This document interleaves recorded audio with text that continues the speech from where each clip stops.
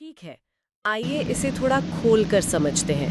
मतलब हम अक्सर किसी कमरे में घुसते हैं, दीवार पर लगे एक साधारण से स्विच को दबाते हैं और पलक झपकते ही पूरा कमरा रोशनी से भर जाता है। हाँ, बिल्कुल। या फिर रिमोट का एक बटन दबाते ही एयर कंडीशनर एकदम ठंडी हवा फेंकने लगता है।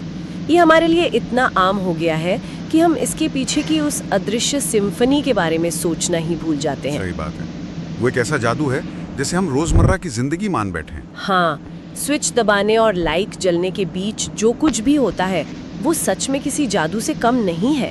तो आज के इस डीप डाइव में हमारा मिशन विद्युत शक्ति के उन्हीं मूल सिद्धांतों को डिकोड करना है। और इसके लिए हमारे पास कुछ बेहतरीन तकनीकी दस्तावेज और प्रेजेंटेशंस हैं, जैसे एसी सर्किट और 3 फेज सिस्टम्स के नोट्स। रंगे हमारे घरों के छोटे उपकरणों से लेकर कारखानों की विशाल औद्योगिक मशीनों तक सब कुछ चलाती हैं। मेरा मतलब है ये जानना बहुत ज़रूरी है, क्योंकि यही वो जानकारी है जो हमारी पूरी आधुनिक दुनिया के बुनियादी ढांचे की रीढ़ है।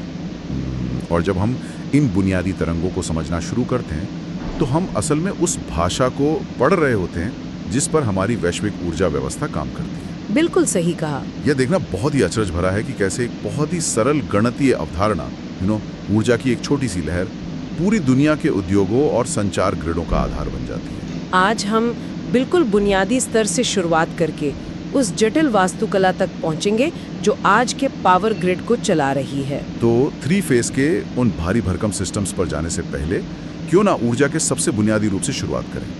जब भी बिजली की बात होती है, 2 नाम सबसे पहले आते हैं, एसी यानी ऑल्टरनेटिंग करंट और डीसी यानी डायरेक्ट करंट, प्रत्यावर्ती धारा और दिष्ट धारा।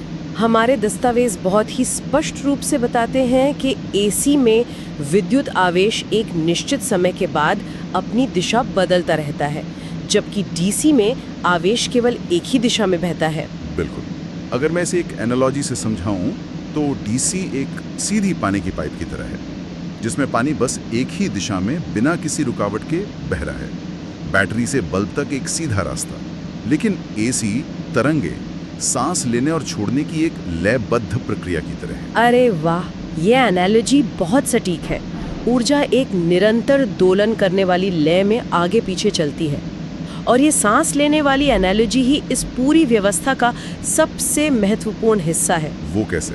अगर हम इतिहास में जाएं तो 19वीं सदी के अंत में एक बहुत मशहूर करंट वॉर हुआ था, मतलब धाराओं का युद्ध। ओ हाँ, थॉमस एडिसन और निकोला टेस्ला वाला विवाद। एग्जैक्टली। एक तरफ एडिसन थे जो डीसी के पक्ष में थे, और दूसरी तरफ टेस्ला और जॉर्ज वेस्टिंगहाउस थे जो एसी का समर्थन कर रहे थे। एडिसन का डीसी सिस्टम अच्छा तो था, लेकिन उसकी एक बहुत बड़ी समस्या थी, लंबी दूरी तक बिजली ले जाने की समस्या। हाँ, आप डीसी बिजली को बहुत लंबी दूरी तक नहीं भेज सकते थे।